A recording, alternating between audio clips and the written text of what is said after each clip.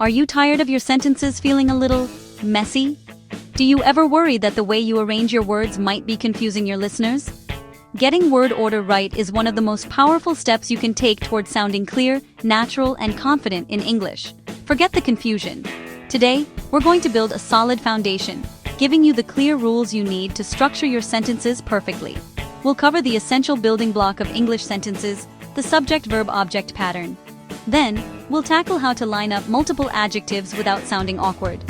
After that, we'll master the art of asking questions. And finally, we'll pinpoint and fix the most common word order mistakes. By the end of this chapter, you'll have the tools and the confidence to build better sentences, every single time. Let's begin. Let's start with the absolute bedrock of English sentence structure. Section 14.1. Subject, verb, object, or SVO.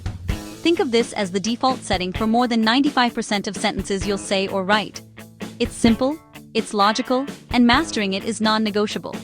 The subject is the who or what performing the action. The verb is the action itself. And the object is the person or thing receiving that action. Keep it simple. Subject, verb, object. Let's look at a classic example. Cats chase mice. Who is doing the action? The cats. That's our subject. What is the action? Chase. That's our verb. And what is being chased? The mice. That's our object. Subject, verb, object. Here's another one. Maria loves coffee. The subject is Maria, the verb is loves, and the object is coffee. The order is predictable and clear. And one more. We watched a movie. Subject, we. Verb, watched. Object, a movie. This SVO structure also works perfectly in the negative. We just add do not or does not. For example, Maria does not love tea. The SVO order remains the same. Now, what if we want to add more details, like when or where something happened? We can add time and place information. A common structure is to put time at the beginning or end of the sentence, and place at the end. For example, yesterday, we studied English at home. Here, we studied English is still our core SVO structure. Alright, time for a quick quiz to check your understanding. Which sentence correctly follows the SVO structure we've been discussing? A. Mice chase cats, or B. Cats chase mice. Think about who is doing the chasing. The correct answer is B. Cats chase mice. The subject cats comes first, followed by the verb chase, and then the object mice. Changing the order to mice chase cats completely changes the meaning of the sentence. That's why SVO is so important. Great job. Now that we have our sentence foundation, let's make it more descriptive. This brings us to section 14.2, adjective order.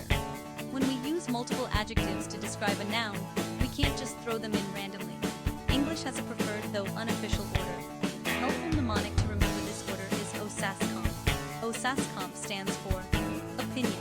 Words like beautiful, ugly, lovely, size, big, small, tiny, age, old, new, ancient, shape, round, square, long, color, red, blue, green, origin, Italian, Chinese, American, material, leather, wooden, plastic, and finally, purpose, what the noun is for, often ending in ing, like running in running shoes.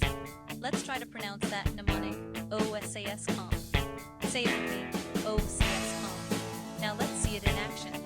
Imagine describing a bag. You wouldn't say, a leather travel Italian blue, small, beautiful bag. It sounds chaotic.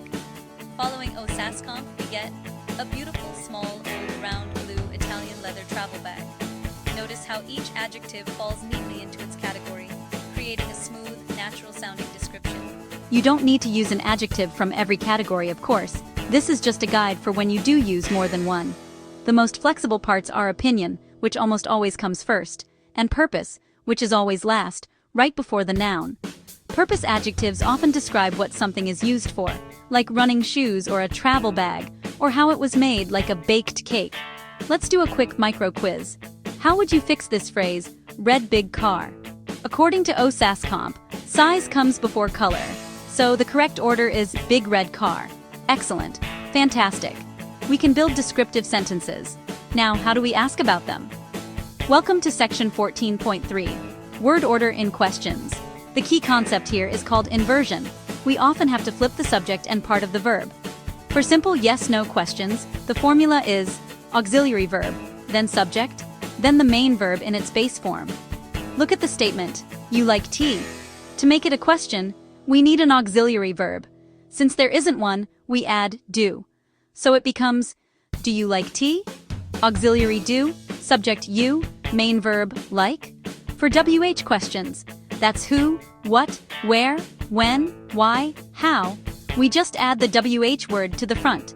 The formula is WH word, then auxiliary, then subject, then verb. For example, where are you going? But there's a tricky exception, subject questions.